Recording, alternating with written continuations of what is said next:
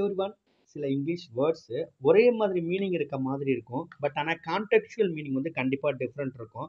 First ஒன்று பார்த்தீங்கன்னா avenge. சரிங்களா? அவெஞ்சுன்றது என்னன்னா டு பனிஷ் ஈவில் டூவர்ஸ். யாராவது ஒருத்தர் நமக்கு கெடுதல் செய்கிறாங்க, தப்பு செய்கிறாங்க, தீங்கு செய்கிறவங்களை வந்து பனிஷ் பண்ணுறது வந்து அவெஞ்ச் அப்படின்னு சொல்லலாம். செகண்ட் ஒன்று வந்து ரிவெஞ்ச். ரிவெஞ்ச்னா to punish someone's to gratify one's grudge. இந்த இடத்துல என்ன சொல்கிறாங்கன்னா ஒரு காழ்ப்புணர்ச்சியில் ஒருத்தவங்களை வந்து பழி வாங்குறது. ஸோ அவெஞ்சுக்கும் ரிவெஞ்சுக்கும் தான் டிஃப்ரென்ஸு. சரிங்களா? ரெண்டுமே ஒரே மாதிரி சினானிம்ஸ் மீனிங் இருக்க மாதிரி தெரியும். ஆனால் டெஃபினட்டாக வந்து கான்டெக்சுவல் டிஃப்ரென்ஸ் வந்து இருக்குது. அடுத்து வந்து அசன்ட், இன்னொன்று வந்து கன்சென்ட். அசன்ட் கன்சென்ட் அப்படின்னா அசன்ட்னா ஒரு அஃபிஷியல் அக்ரிமெண்ட்டு. ஒரு சீஃப் மினிஸ்டரோ அல்லது பிரசிடென்ட் அந்த மாதிரி ஒரு முக்கியமான அஃபிஷியலாக அக்ரிமெண்ட் பண்ணுறது. இன்னொன்று வந்து கன்சென்ட்ன்றது his girlfriend consented to marry him. ஒரு எக்ஸாம்பிளுக்கு அந்த மாதிரி ஒரு பர்சனலாக ஜென்ரல் அக்ரிமெண்ட் வந்து கன்சென்ட்னு சொல்லுவாங்க. அடுத்து ட்ரவுன், சிங்க். ட்ரவுன்றது animate things are men. Example என்ன சொல்லணும்னா he is drowning into the river. ஓகேங்களா?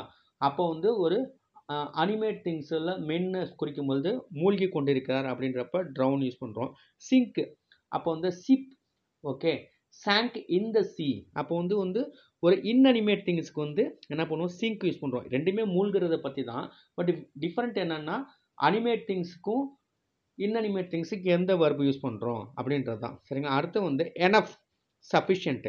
இது கொஞ்சம் குழப்பமாக இருக்கும், பட் இது கொஞ்சம் கவனமாக கேளுங்க. எனஃப் அப்படின்னா கண்டென்மெண்ட்டு, சஃபிஷியன்ட்னா பிரிங் சாட்டிஸ்ஃபேக்ஷன். இப்போ என்கிட்ட இருக்கிற பணத்தை வச்சு நான் மனநிறைவு கொள்கிறேன், அதை வச்சு மகிழ்ச்சியாக இருக்கேன் அப்படின்னு வச்சுங்க. I have enough money to spend அப்படின்னு சொல்கிறேன்னா தட் இஸ் கரெக்ட். எனஃப்ன்றது என்கிட்ட போதுமான அளவு இருக்குது அப்படின்னு சொல்லிட்டு ஒரு மனநிறைவு வர்றேன், அதை வச்சு மகிழ்ச்சியாக இருக்கிறேன். ஆனால் real satisfaction, my father has accumulated sufficient wealth. For an example, my father has accumulated sufficient wealth for me ஒரு சொல்கிறேன்னு வச்சுங்களேன்.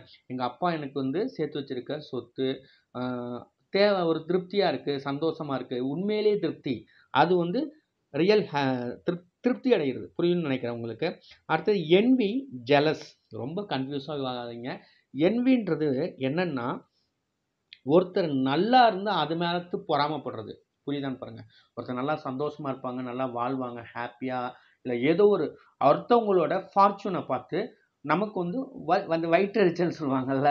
ஸோ அதுதான் வந்து என்வின்னு சொல்கிறது. ஜெலஸ்ன்றது இப்போ ஒரு பொண்ணு அழகாக இருக்கும், இவங்க அசிங்கமாக இருப்பாங்க, அதை பார்த்து பொறாமப்படுறது.